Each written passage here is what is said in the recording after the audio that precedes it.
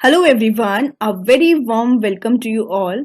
In this video, we are going to discuss about the shelf prospectus which is covered under section 31 of Companies Act 2013. So what is a shelf prospectus? Shelf prospectus is a prospectus which is valid for a period of 1 year. Now let's say कि आप एक company हो और आपकी company में multiple times in a year securities issue होती हैं, means public offer पे सिक्योरिटीज इशू होती हैं.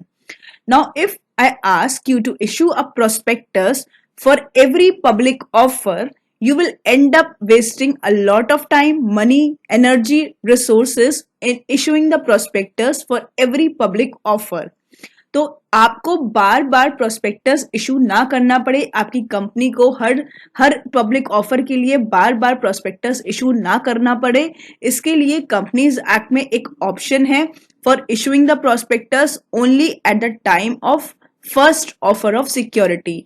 यानी कि जब आप फर्स्ट ऑफर करोगे उस टाइम पे आप प्रोस्पेक्टस इशू कर दो और वो प्रोस्पेक्टस एक ईयर के लिए यानी 1 ईयर के लिए वैलिड होगा for the subsequent offers made during that period of 1 year. This prospectus is called shelf prospectus. इसकी वैलिडिटी क्या रहती है? वैलिडिटी रहती है 1 ईयर. कौन सा ईयर? कोई कैलेंडर ईयर या कोई फाइनेंशियल ईयर नहीं. ये ईयर स्टार्ट होता है जब भी आपने फर्स्ट ऑफर किया हो तब से. तो फर्स्ट ऑफर से सब्सिक्वेंट ऑफर जो भी उस ईयर में पूरे होंगे, यानी कि नेक्स्ट ईयर तक, जब से आपने फर्स्ट ऑफर किया है उस डे से 1 ईयर तक आपने जितने भी सब्सिक्वेंट ऑफर्स करेंगे आपको उसके लिए प्रोस्पेक्टस इशू करने की रिक्वायरमेंट नहीं होगी. So the company will issue the shelf prospectus at the time of first offer of security and that prospectus will be valid for a period of 1 year.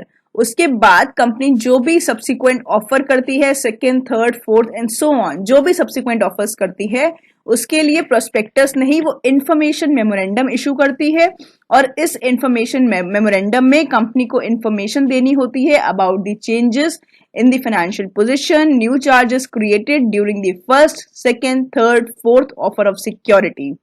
Shelf prospectus together with the information memorandum forms the final prospectus of the company. Information memorandum किस form में issue किया जाता है? In form pass 2 which is required to be filed with the registrar within 1 month prior to the issue of second offer or subsequent offer of securities under the shelf prospectus. तो जब आपने shelf prospectus issue किया है उसके subsequent offers जो भी होंगे उस सेकेंड ऑफर या थर्ड ऑफर के 1 महीने पहले कम से कम आपको रजिस्ट्रार पे पास 2 फॉर्म में इंफॉर्मेशन मेमोरेंडम फाइल करना होता है. Thank you so much. Keep learning and stay connected for further videos.